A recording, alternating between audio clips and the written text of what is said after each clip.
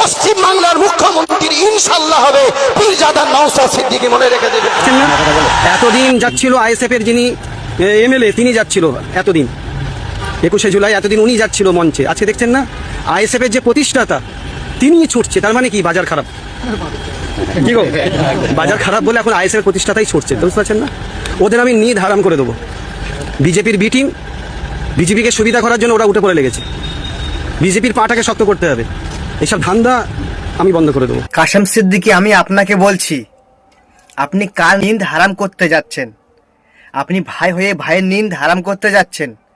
কথাই এমন হয়ে গেল না, শুভেন্দুর মতো হয়ে গেছেন আপনি। কেন বলেছি কথাটা?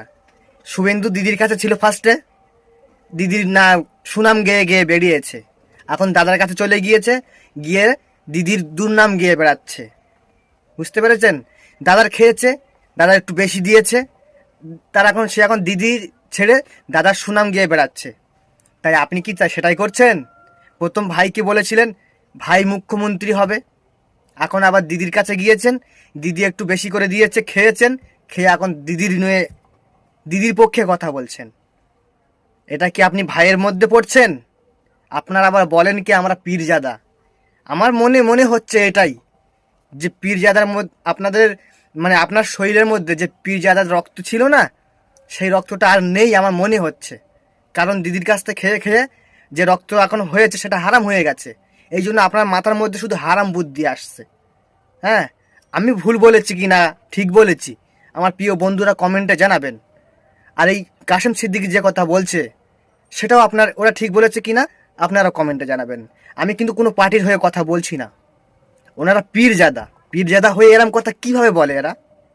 হ্যাঁ, এই এক কথা হয়ে যাচ্ছে না, যে শুভেন্দুর মতো হয়ে যাচ্ছে। একদম বাস্তবায়ন শুভেন্দুর কপি হয়ে যাচ্ছে। শুভেন্দু দিদির কাছে ছিল, ভালো ছিল, দিদির কাছটা খেয়ে দাদার কাছে গিয়েছে, দাদা একটু বেশি খাবিয়েছে, এখন দাদার পক্ষে বলছে। এও তাই, ঠিক তাই। প্রথম রক্তের টেস্ট ছিল, ভাইয়ের টানে টানে বলেছে, এখন দিদির কাছে গিয়ে রক্ত পুরো হারাম হয়ে গেছে, ভাইয়ের বিপরীত বলছে। এটাই হয়েছে নাকি ভাই? আমি ঠিক বললে ঠিক বলবে কমেন্টে, আর যদি ভুল বলি তা ভুল বলবে। কারণ আমি ছোট, বেশি বড় ছেলে নয়। ছোট বয়সে যতটা এই ছোট মাথায় এসেছে সেটা বলেছি, কারণ ভুল মানুষের হয়, এই জন্য বলেছি। আমার যদি ভুল হয় কমেন্টে জানাবেন, আর শেয়ার করে, প্রচুর পরিমাণ শেয়ার করে সকলকে দেখার সুযোগ করে দিবেন। কারণ কি জানেন, এই কথাটা এই পীরজাদাদের মুখে মানায় না।